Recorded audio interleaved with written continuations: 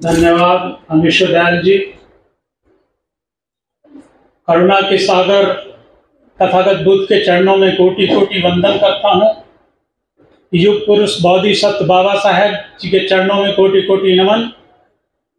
बहुजन भारत के सभी महापुरुषों को, संत महात्माओं को, तपस्वी मनुष्यों को, नायक नायकों को, वीर वीरांगनाओं को, सभी को मैं यहाँ नमन करता हूँ। आज की सभा के मुख्य अतिथि आदरणीय डॉक्टर चरण सिंह साहब, सभा की अध्यक्षता कर रहे हमारी महिला शक्ति का प्रतिनिधित्व कर रही शारदा जी, और इस सभागार में उपस्थित हमारे तमाम बुजुर्ग, युवा साथी, महिला शक्ति। मैं सभी का नाम इसलिए नहीं ले पा रहा हूं कि नाम लूंगा तो कहीं ना कहीं फिर बाइफर्केशन लगने लगेगा। रामेश्वर दयाल जी ने आरंभ में कहा था कि जो भी यहाँ खड़े होकर बोलें वो किस संगठन में काम कर रहे हैं और संगठन कैसा काम कर रहा है उसके बारे में पहले बताएं।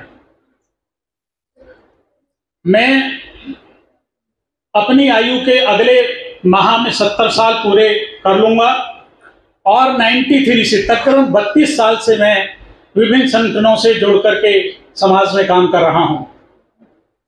पिछले समय में भारतीय बौद्ध महासभा में जनपद में महासचिव था, धम्म का कार्य कर रहा था और बेसिकली मैं धम्म का ही आदमी हूं, धम्म का ही मैं कार्य अधिक करता हूं। पिछले दिनों डॉक्टर BR अम्बेडकर जन्मोत्सव समिति का मुझे महासचिव का उत्तरदायित्व दिया गया और उसी का मैं वर्तमान में निर्वाह कर रहा हूं। मेरी सूचना मुझे मिली हुई है, उसके अनुसार डॉक्टर BR अम्बेडकर जन्मोत्सव समिति इस साल के जन्म महोत्सव को मनाने का कार्य के प्रारंभ में जहां बाबा साहेब की भव्य प्रतिमा लगी है वहां प्रतिमा लगी है और 2015-16 में उसका रजिस्ट्रेशन हुआ जो 2021 में होना चाहिए था पर कारणों से नहीं हो पाया।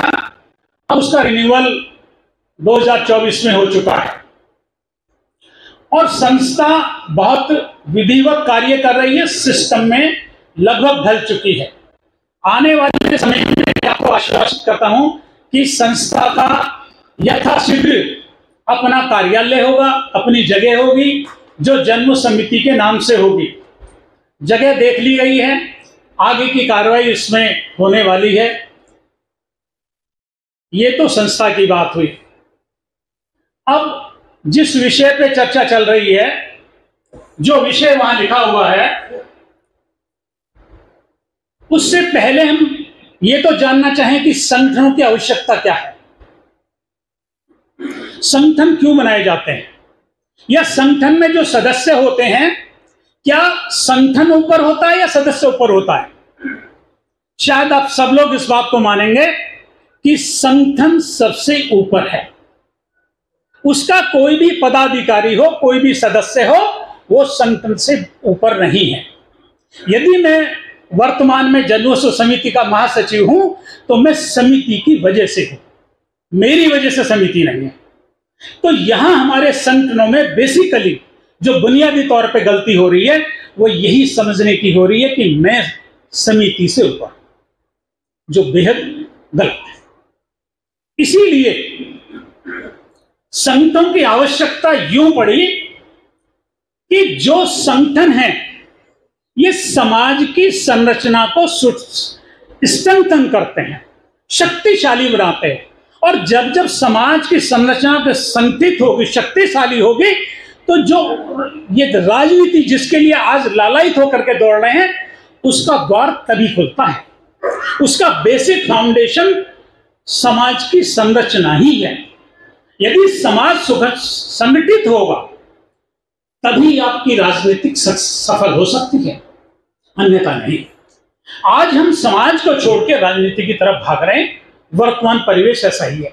इसीलिए मेरी सूचना जो मुझे मिली हुई है उसमें 29 लाख संगठन भारत में काम कर रहे हैं। उस 29 लाख संगठनों में कम से कम 20% तो इस बहुजन समाज वालों के होंगे 5-6 लाख तो होंगे। आप बता रहे हैं कि 11 लाख से ऊपर है। अब आप सोचिए कि यदि हम सही दिशा में कार्य कर रहे होते, यदि एक दिशा में कार्य कर रहे होते, यदि हमारे उद्देश्य सामने होते, यदि सार्थक उद्देश्य लेकर चल रहे होते, तो आज बहुत बड़ा परिवर्तन हम कर चुके होते, एक बड़ा रिवॉल्यूशन खड़ा कर चुके होते। हमारी दशा कुछ ऐसे हो रही है जैसे किसी पानी के जहाज को सभी उपकरणों से सुसज्जित करके और समुद्र में छोड़ दिया जाए और हम उसमें दिशा सूचक यंत्र लगाना भूल गए, कंपास लगाना भूल गए, अब उसे समुद्र में छोड़ दिए। उसका हश्र क्या होगा? यही आज हमारे संगठनों का हो रहा है, क्योंकि हमने अपनी दिशा तय नहीं की है, हमने अपने उत्तरदायित्व तय नहीं किए हैं, हमने अपने लक्ष्य निर्धारित नहीं किए हैं। इसी कारण से कहीं ना कहीं हमें भटकाव है और एकात्मकता नहीं है। हम क्यों संगठन में हैं?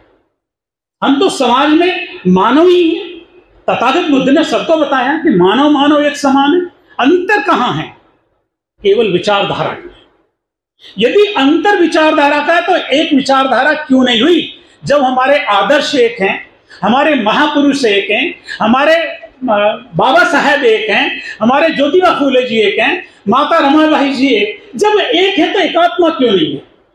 एकात्मकता क्यों नहीं है? यूनिटी क्यों नहीं है? कुछ तो कमी है। इस कमी को पकड़ने के लिए यदि चाहेंगे तो मिल जाएगी, क्योंकि मैं जो है मैं, इसने खराब किए संगठन। जो कुछ हूं मैं हूं, मैं अध्यक्ष, मैं महासचिव, मैं फलाना, मैं ढिमका। ये जो हो रहा है, जिस दिन हम ये समझ लेंगे कि संगठन सबसे ऊपर है। आप सब जानते हैं जब भी कोई संगठन बनेगा तो सबसे पहले उसकी नियमावली बनेगी, उसके जो आपने कार्य करने वो बनेंगे। लेकिन जब संगठन बन जाएगा, रजिस्टर्ड हो जाएगा, ना तो उसकी नियमावली देखी जाएगी, ना उसके उद्देश्य देखे जाएंगे। तो मेरा सबसे निवेदन है कि जिस संगठन में कार्य कर रहे हो उसके उद्देश्यों की सार्थकता पे जाएं और परिणात्मक बातों से नहीं, रिजल्ट ओरिएंटेड काम करने चाहिए। मैं अपनी वाणी को विराम देता हूं। आपने मुझे समय दिया उसके लिए बहुत बहुत साधुवाद। आयोजन कर्ताओं को बहुत बहुत साधुवाद। आपने बहुत अच्छा आयोजन किया। बहुत बहुत